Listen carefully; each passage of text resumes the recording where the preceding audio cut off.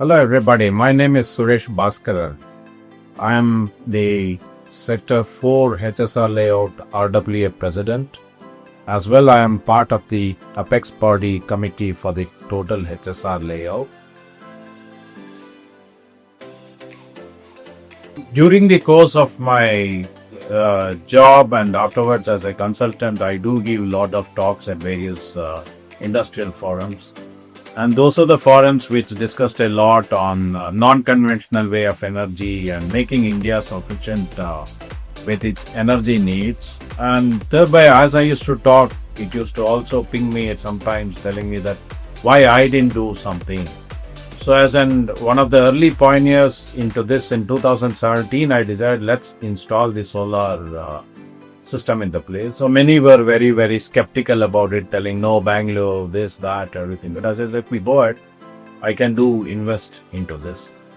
3 years was a big joy for me because I used to sometimes jealously look at the neighborhood which doesn't have the lights, but my house is burning with like a palace. Sometimes they say, what happened to this guy is burning it like a palace. So that is the thing which I had. And based on this experience, I purchased a small plot in Food and decided to build the house. And I was very clear right from the day when that whatever electrical drawing is there must take in the solar generation to be a point. Everybody in core, especially in Sovarpet area, just called me a fool. But I said, okay, let the fool start it and see how it goes. So we started it. Was one of the first pioneers to start solar there because 6 months they said this just with clouds, and people thought you need just pure sunlight to generate electricity. But that's where this company clarified to me that no, it will still work. And today I've got a 5 kilowatt generation unit there at Food. Apart from that, my two other friends who are my neighbors immediately brought in, and they also purchased this idea of having solar. On top of it, there are now a few resorts running up. So I would probably say that this way of bringing in solar or non-conventional way of production is an ideal one, and this company gave me a lot of inputs into that. When I installed the first solar plant in the house, it was a 3 kilowatt only for lighting. Then came in 2024 when there were a lot of incentives by the government, also in net metering. And net metering was one interesting thing. But I didn't want to come out of the captive power like battery systems also from the house, and also run the house in solar. It is with this aspect when he asked, when I inquired in the market for an expansion.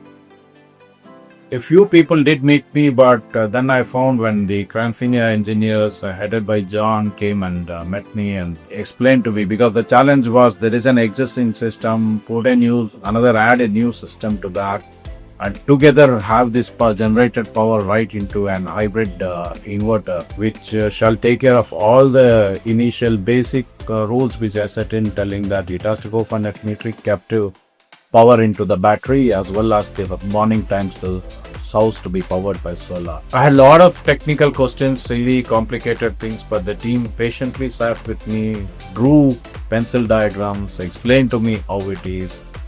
And that really made me feel yes. And they never sold. They just told this is how it can be and then walked away. But this is what remained in my mind also for a long time. There was some team which never sold, but they didn't just explain the point.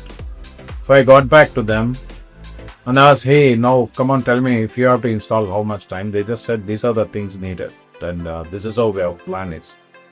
And what I felt very good is that they stuck to their timeline. They did everything. None of our family members were disturbed in this whole process, like people coming, walking. They just had their professional team coming, installing it. And in the third day, they said, it's ready. Let's charge up the system. And that really brought a lot of smiles in all of us. And that was really good. And I was feeling very proud. And first time the BESCOM fellow came up and took the reading and said, hey, no bill for you. So after this, what happened is that I often get the complaints because I don't know when the electricity goes or comes inside the area. And being an area association president, RWA president, I do get a lot of thoughts on power outages. So when they called me, I said, I don't feel it. Then they asked me, how do you do it? And then I said, here's a company which helps me.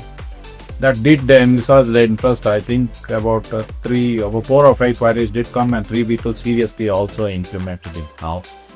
And way forward, that's how I would see. I would always say that here is a company which doesn't sell but explains how the concept works.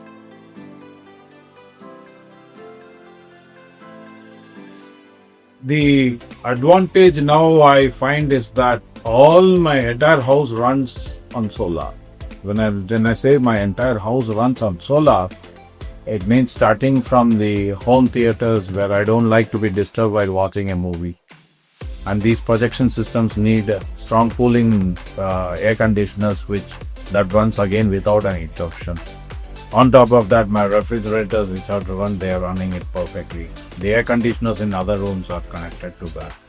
So in a way, I tell people, look, these days we have a tendency to go and run and switch off the electricity switches, but I tell them, let it run even if the air conditioner is running so long, not problem. Because here is it's free of cost. That's what I tell them. And this is what I enjoy in this whole journey of having converted to solar. On top of that, my basic aim is also to the people who are hearing this, is that if you are talking about EV, always learn to charge your vehicle or your EV machines through your own generated power, and don't expect the grid power to be used and pass on that load to the thermal stations or nuclear stations which produce the power. That's not fun, that you transfer the load from one place to another place. You are not saved anything, you are not saved any carbon footprint in that, but real true carbon footprint is when you produce your electricity and charge your vehicle.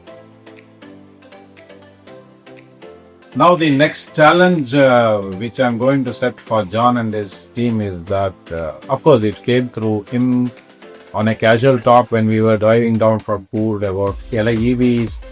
Then gradually proceeded to why not remove these maintenance, which already I lost I think 3 or 4 pans with this battery acid spillages. So that was another irritating thing when I used to refill the batteries here and there. So that's the time he said, no, the lithium batteries could be helping us.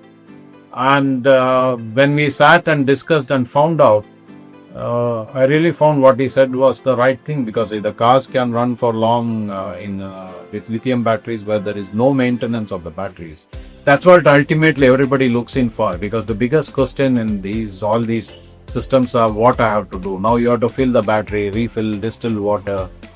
Now I find that is after the topic in their prehistoric or Indus Valley civilization ideas. Now I think lithium could be the new thing, and maybe the few guys who will be starting this on lithium at the residential areas, and I give them this challenge to Coorg, where that would extend their technical capabilities into a elastic way of higher ends.